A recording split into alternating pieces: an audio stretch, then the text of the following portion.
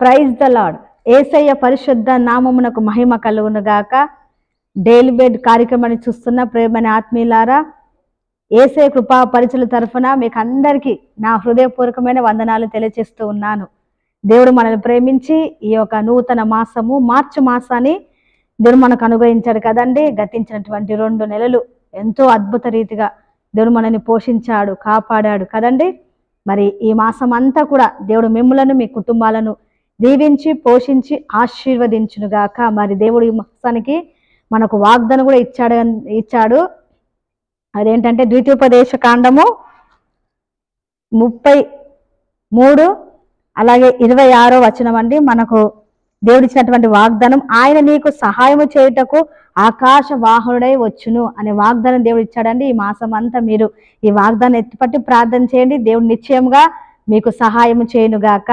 ఆమె ఈరోజు శనివారం కదండి. మరి మందిరంలో 11 గంటల నుండి ఉపవాస ప్రార్థన, అలాగే ఈవినింగ్ సాయంత్రము 7 గంటల నుండి పరిశుద్ధాత్మ కూడిక, మరుసటి రోజు ఆదివారము పునరుత్థానపు ఆరాధన 10 గంటలకు బల్ల ఆరాధన కూడా ఉంటుందండి. మీరు అందరూ చక్కగా మరి వైట్ బట్టలు తెల్ల బట్టలు వేసుకొని మరి మందిరానికి ఆ బల్ల ఆరాధన రోజు రావాలి. రేపు కూడా ఉపవాస ప్రార్థన, ఈరోజు కూడా ఉపవాస ప్రార్థనకు రావాలని ప్రభు పేట మిమ్మల్ని కోరుతూ ఉన్నాను. సరే అండి, మంచిది. ఈరోజు దేవుడు మనకు అనుగ్రహించినటువంటి వాక్యాన్ని చదువుతాను. 145వ కీర్తన 18వ చరణము. 145:18 దావీదు రాసినటువంటి కీర్తన అండి. నేను చదువుతున్నాను చూడండి. తనకు మొరపెట్టు వారికి అందరికీ, తనకు నిజముగా మొరపెట్టు వారికి అందరికీ యెహోవా సమీపముగా ఉన్నాడు. చూడండి, దావీదు చెప్పినటువంటి మాట. దావీదు తన యొక్క ఎక్స్పీరియన్స్తో చెప్తున్నటువంటి మాట ఏంటంటే, తనకు నిజము ఉంటే ఉన్నది అంటే అబద్ధం ఉన్నట్టే కదండి.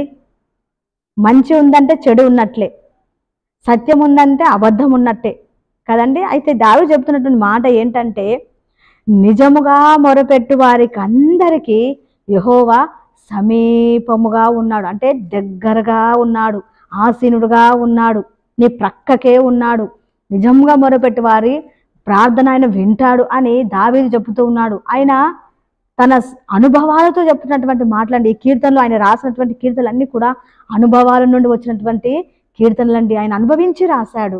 ఆయన ఏదైతే చేశాడో అది రాశాడండి. ఆయన అనుభవపూర్వకంగా రాసినటువంటి మాటలు ఇవి. ప్రార్థనలు, కొన్ని ప్రార్థనలు చేస్తాడండి, చక్కటి ప్రార్థనలు చేస్తాడు. అయ్యా నా దేవుడవు నీవే, వేకువనే నేను వెతుకుతాను, యెహోవా అందరికి ఉపకారి అని చాలా మాటలు చెబుతూ ఉంటారు. బలపరిచే మాటలు అక్కడ వాడుతూ ఉంటాడు దావీదు. దావీదు ఎప్పుడు చూడు ప్రార్థన చేసేవాడండి. రోజుకి 3 సార్లు ప్రార్థించేవాడు, 7 సార్లు దేవుని స్తుతించేవాడండి. ఒక కీర్తనలు అంటాడు, నా పరుపు తేలియాడుచున్నది నా కన్నీటి ద్వారా అని అంటాడండి.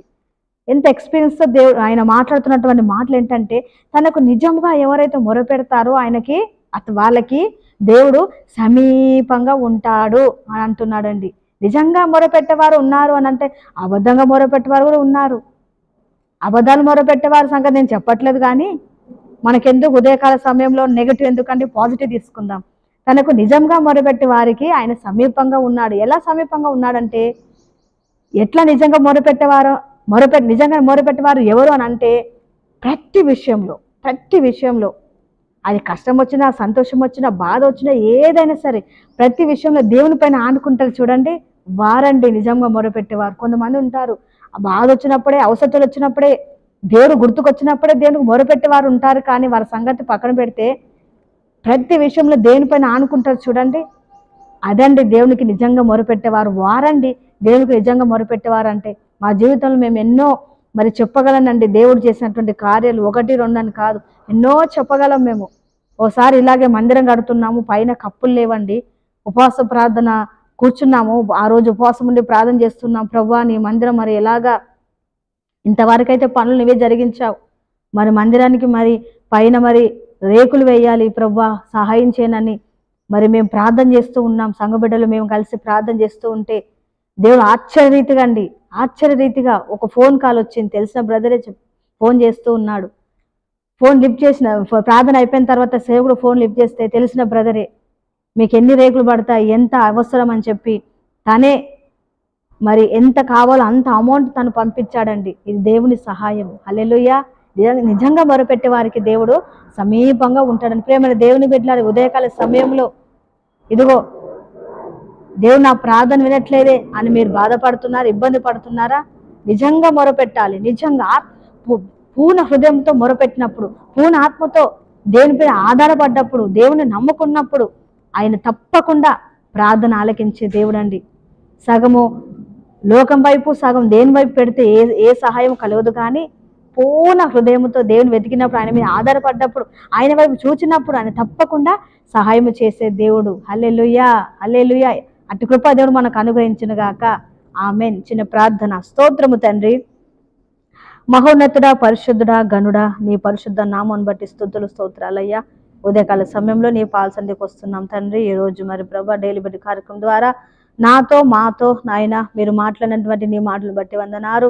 యేసయ్యా నీకు స్తోత్రములు నాయన. నిజంగా మొరపెట్టి వారికి ఆయన సమీపంగా ఉన్నాడని ప్రభా దావీదు అన్నట్లుగా ప్రభా తండ్రి, ఎవరైతే మరి తండ్రి నాయన నిజంగా ఆయన పూర్ణ హృదయముతో నిన్ను వెతుకుతారో, నీకు మొరపెడతారో వారికి తప్పకుండా నాయన నువ్వు సహాయం చేసి ఆదుకొని ఆశీనుడిగా ఉన్న దేవుడు తండ్రి, నీకు స్తోత్రములు. ఉదయకాల సమయంలో నీ మాటలు వింటున్న ప్రియ బిడ్డలందరినీ పేరు పైన జ్ఞాపకం చేసుకోండి అయ్యా. నీకు నిజంగా మొరపెట్టిన బిడ్డల ప్రార్థన ఆలకించి వెనువెంటనే మీరు సహాయం చేయమని యేసు పరిశుద్ధ నామమును బట్టి ప్రార్థించుచున్నాము తండ్రి.